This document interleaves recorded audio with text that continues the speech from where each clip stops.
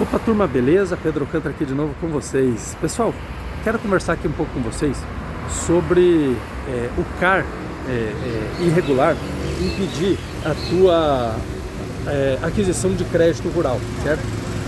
Imagina você chegar no banco para você financiar uma próxima safra, por exemplo, e ouvir a seguinte resposta do teu gerente, ou enfim, de quem quer que esteja no banco.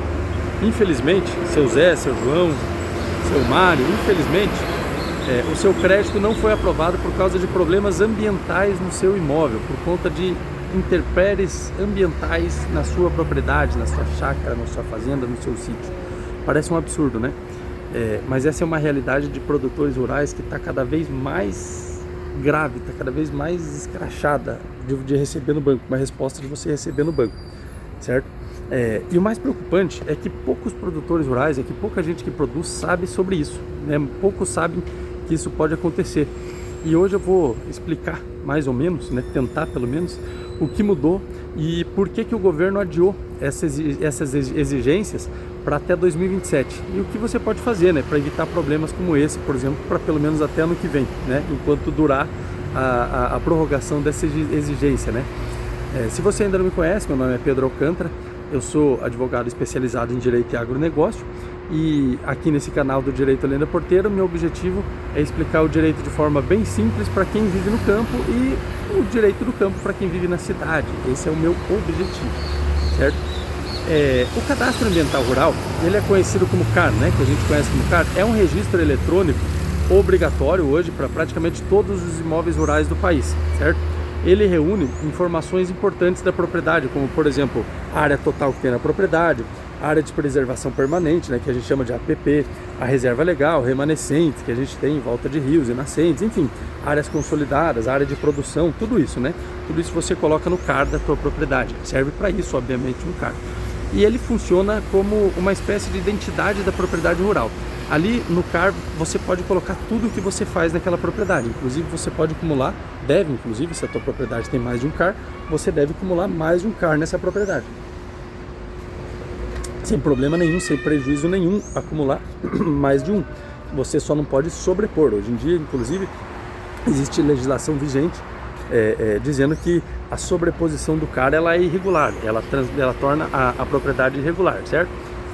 Mas a gente tem que ter muita atenção no seguinte: ter um CAR cadastrado nos sistemas, né, no CIGEF, no CCIR, na própria matrícula, né, um CAR averbado na própria matrícula do imóvel, ele não significa que a propriedade está regular. Ele não regulariza a propriedade só pelo fato de ter o CAR.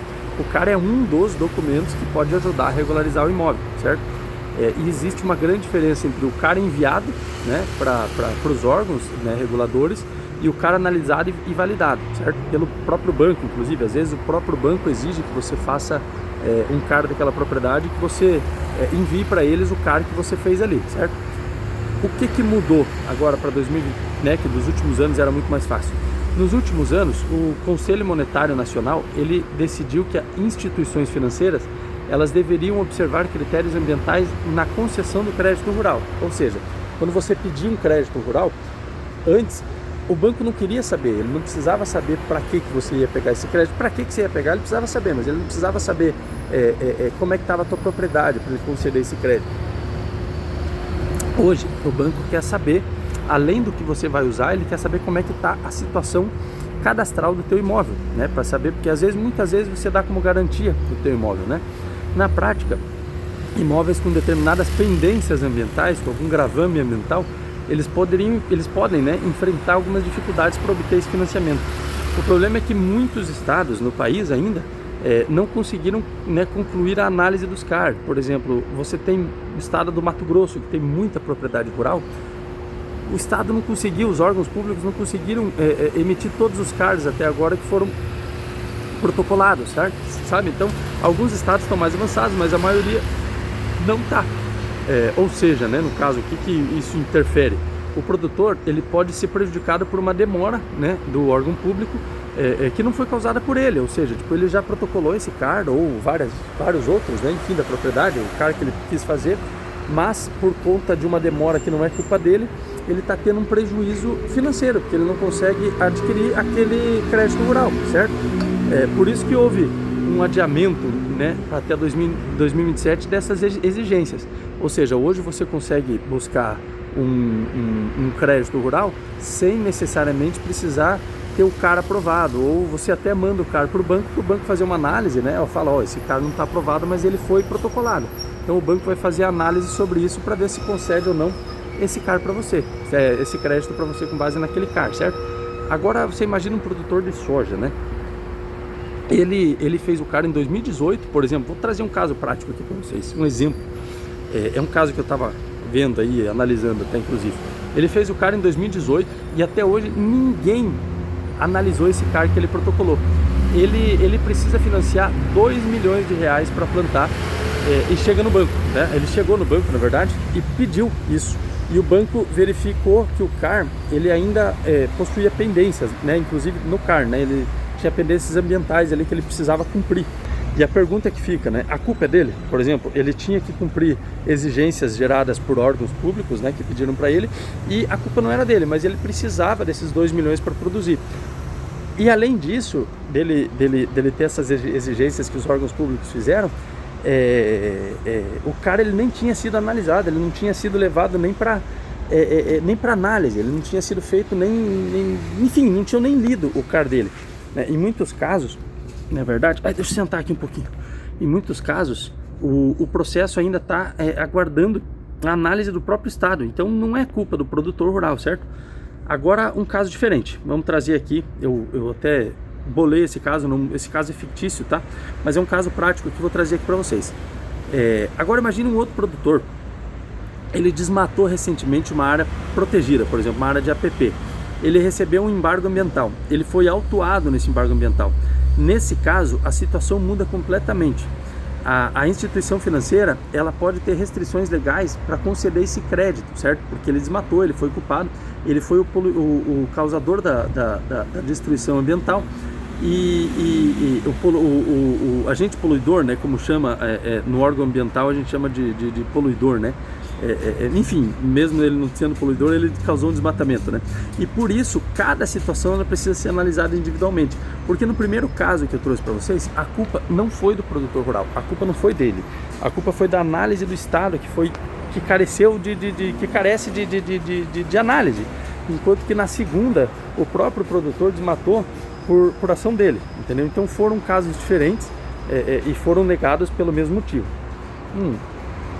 O primeiro caso que eu trouxe para vocês é prático, eu já o conheci, eu já vi, eu já tive ciência. O segundo eu trouxe aqui só para demonstrar para vocês a diferença entre o gerador do problema, né, entre o causador do problema.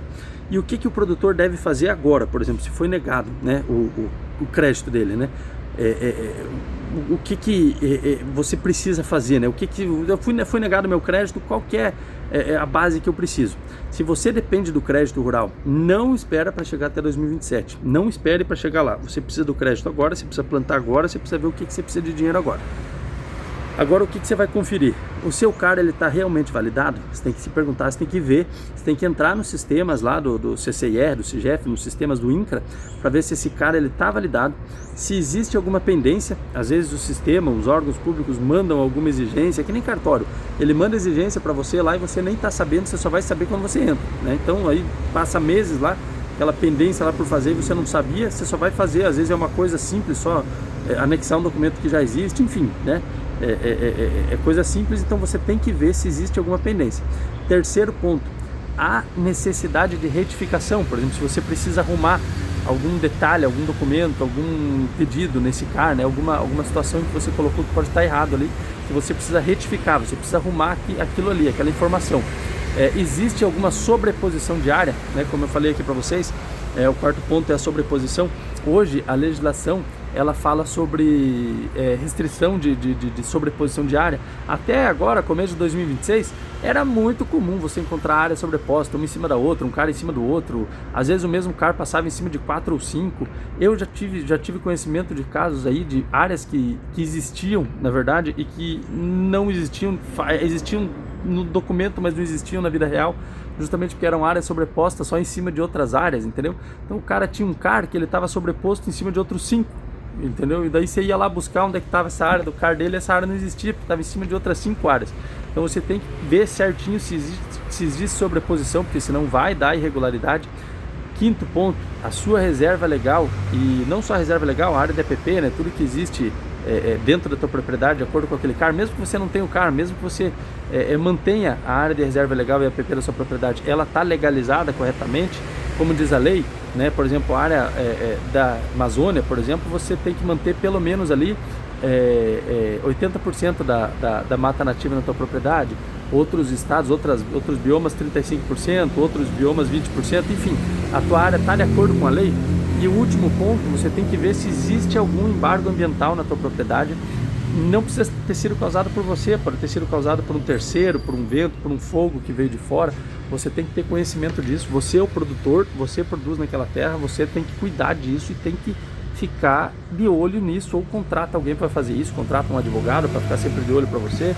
Enfim, faz o que tem que fazer, faz o dever de casa, porque senão você vai ficar restrito nessas questões. Tá? Então, resolver isso hoje custa muito menos que descobrir um problema quando, por exemplo, você estiver precisando financiar a próxima safra. Você está agora colhendo essa safra e você já está pensando em plantar outra. Quando você chega na hora de plantar outra, você não tem o crédito, você não recebe o crédito, certo? Mas eu vou fazer um alerta importante aqui. O adiamento, ele não significa que as exigências desapareceram, tá? As exigências ambientais, elas continuam ali. Ele apenas deu mais um tempo para os produtores e para os órgãos ambientais organizarem a situação do CAR, tá? Para analisarem mais um pouco. Ah, mas não analisaram nem de 2018, nós estamos em 2026, você acha que em um ano vão analisar? Não, lógico que eu acho que não. Mas adiaram, foi a primeira prorrogação, talvez prorrogue mais um pouco. Quem deixar tudo isso para a última hora, né, pode encontrar uma dificuldade justamente quando precisa do crédito. Tá só ensinando para vocês de que não deixem para a última hora. Nós, advogados, aprendemos isso desde o primeiro período da faculdade de Direito. Não deixa para a última hora. Eu deixo. Faço o que eu falo, não faço o que eu faço. O crédito rural é uma das principais ferramentas do agronegócio brasileiro, assim como outros documentos também. Mas o crédito rural, ele é muito necessário para financiamento de safra, para crescimento do agronegócio. Então é muito importante que os produtores não percam o timing do crédito e não percam o crédito por alguma burocracia ridícula, certo? Mas cada vez que ele está ligado à regularidade ambiental da propriedade, na verdade, né, ele é cada vez mais importante, ele está cada vez ligado à propriedade rural de acordo com o ambiental, certo? Então fiquem espertos quanto a isso. Por isso que você precisa conhecer as regras importantes do âmbito ambiental e da sua propriedade, certo? Hoje também é uma questão financeira conhecer essas regras. Se esse vídeo foi útil para você, né, e para todos que você conhece, ou enfim, para quem você conhece sobre o produtor rural, se você sabe um pouco sobre o CAR, né, já foi analisado sobre o CAR da sua propriedade, ou se você tem algum CAR pendente, ou enfim, alguma relação com isso, eu peço para que comente com alguém, para que fale, para que divulgue isso aqui, e um grande abraço para vocês, e no próximo vídeo trago mais conteúdo. Valeu? Tchau, obrigado.